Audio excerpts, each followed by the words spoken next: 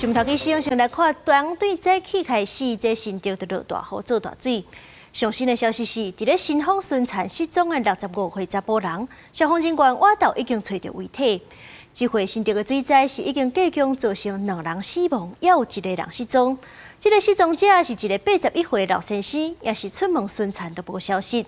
搜救人員是已經有找到伊藍色的貨車，不過是已經去予土石地甲變形，消防局又在找人。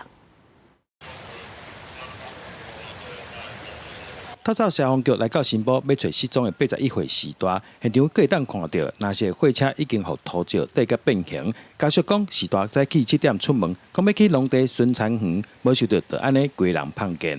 警方的監視器，它是7點10分從我家門口經過下來，我們才來這邊找，找到說他車子就在這裡面，埋在這裡面了。他是怕說這個水會淹到他的菜，他就跑下來看。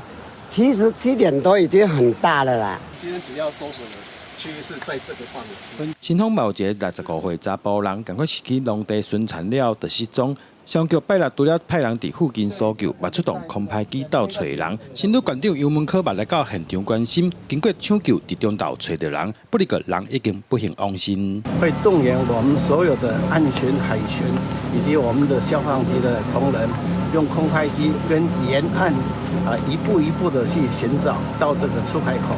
那這個距離大概有4公里左右。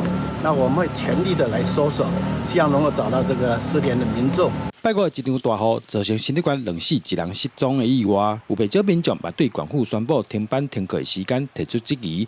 縣長表示，這擺落雨落甲閣緊閣大，已經超過新竹縣的排水系統，對大雨所引起的無方便，會向受到影響的鄉親回釋咧。記者杜文和新竹報道。